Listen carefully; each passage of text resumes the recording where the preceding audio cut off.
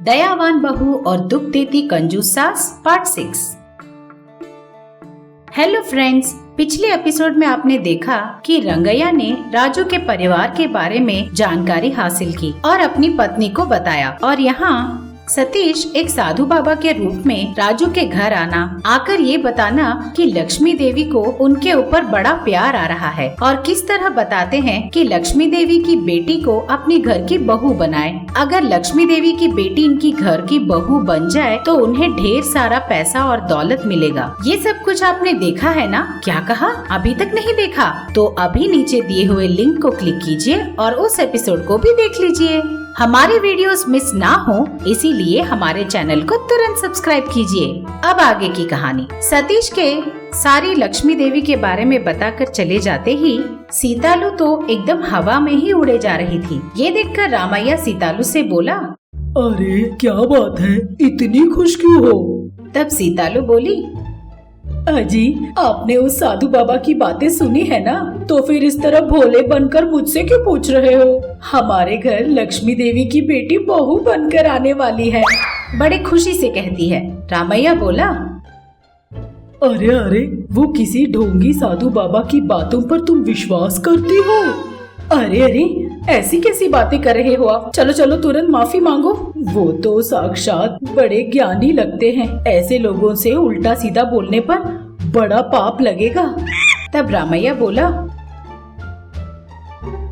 मुझे तो अभी भी उन पर शक है। वैसे भी वो हमारे ही घर क्यों आए और ये सब कुछ बताकर क्यों गए?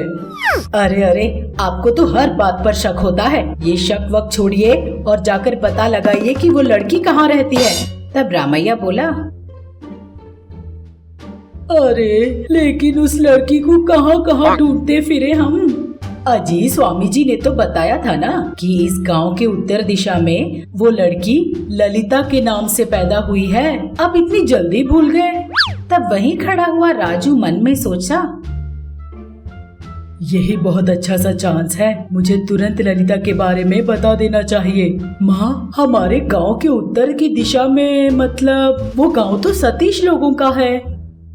अरे बेटा, तू सच कह रहा है? तो तू तुरंत तू सतीश से बात कर और पता लगा कि उनके गांव में कोई ललिता नाम की लड़की है क्या?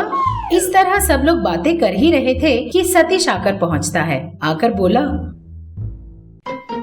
कैसे हो आंटी? सतीश को वापस आता देखकर राजू डर जाता है, लेकिन इधर रामैया के मन में शक बढ़ता ही जा रहा था।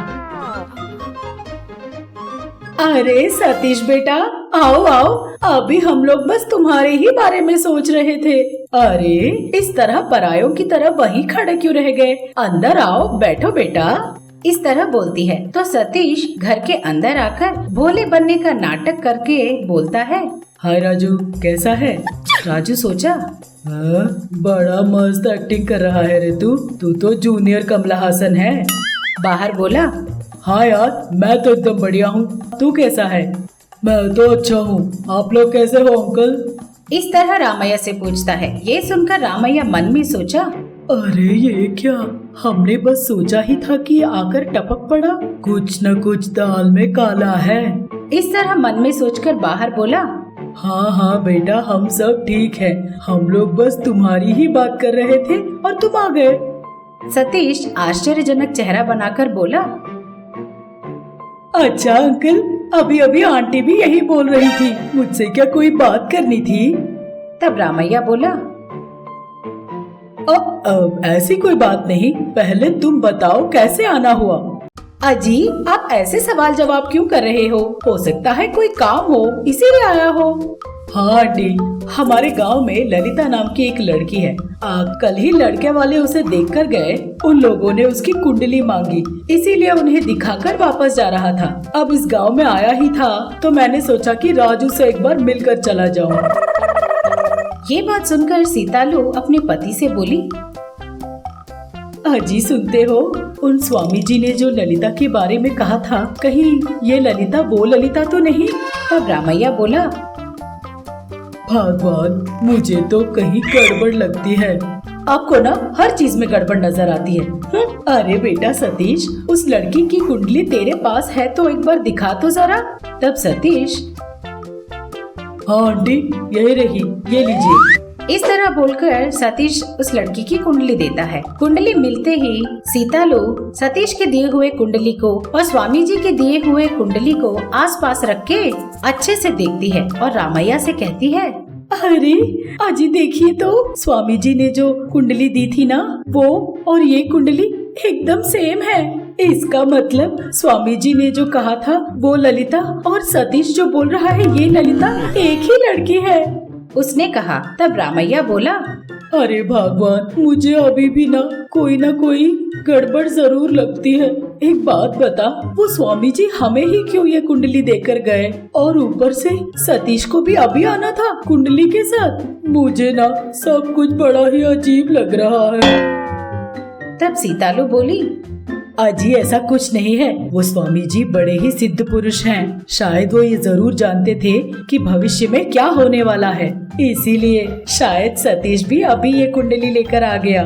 शायद उन्हें ये पहले ही पता था, इसीलिए उन्होंने हमें उस लड़की की कुंडली पहले ही दे दी। धन्य भाग हमारे। देखिए जी, हमें किसी भी तरह इस रिश्ते को हाथ से जाने नहीं देना चाहिए, उसने रामैया से कहा। तब रामैया बोला, जो तेरे मन में आए कर, तेरी मर्जी ही मेरी मर्जी है।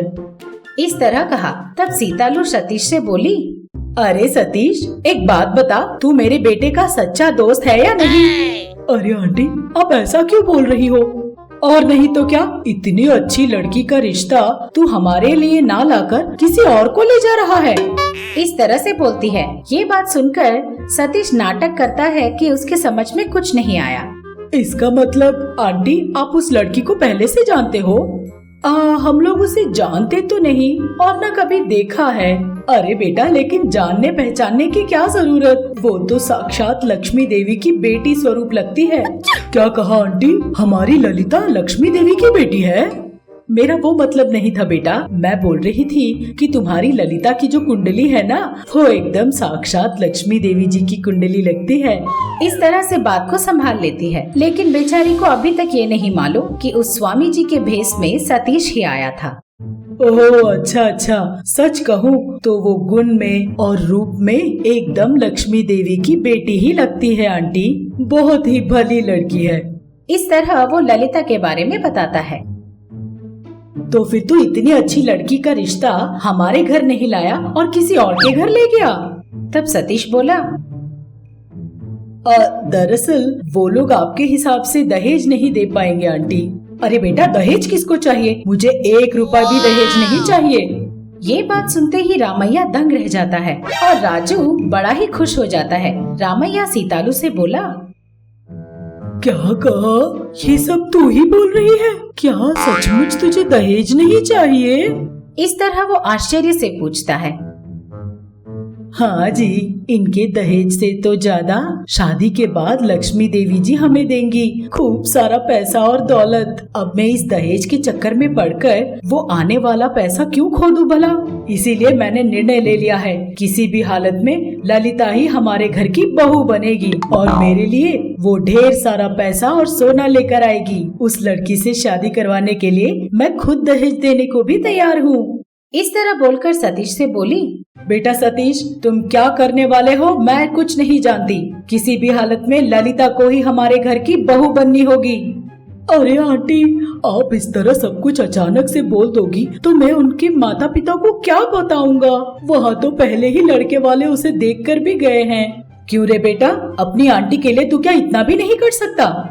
अच्छा ठीक है आंटी, मैं कुछ भी करके उन्हें मैनेज करता हूँ। एक काम कीजिए, आप अच्छा दिन देखकर लड़की देखने आ जाइए।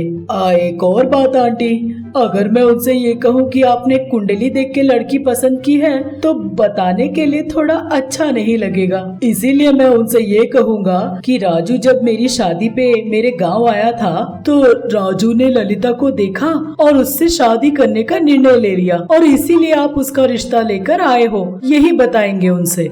ये बात सुनकर सीतालू बोली, अरे वाह बेटा, ये तो तूने कमाल कर दिया। हाँ, हम ऐसा ही करते हैं। ये बात सुनकर राजू मन में सोचता है, चलो अच्छा है, किसी भी तरह ललिता से मेरी शादी हो जाएगी। थैंक यू भगवान। इस तरह खुश हो जाता है। इसके आगे की कहानी देखेंगे हम अगले एपिसोड में। तब तक देखते रहिएगा महा टीवी। आप सबको प्रणाम। मैं आप सबकी मनपसंद सास हूँ। हाय, और मैं आप सबकी चहेती बहू हूँ। अब से आप लोगों का मन बहलाने के लिए और आप लोगों को खुश करने के लिए हम महा टीवी के साथ आप लोगों से मिलने आ रहे हैं। तो अब देर किस बात की, अभी हमारे चैनल को सब्सक्राइब कीजिए। नोटिफिकेशन के लिए घंटी बजाना ना भूलिए। आपको सास पसंद है या बहू पसंद है, कमेंट्स में जरूर लिखिए। देखते रहिएगा महा टीवी।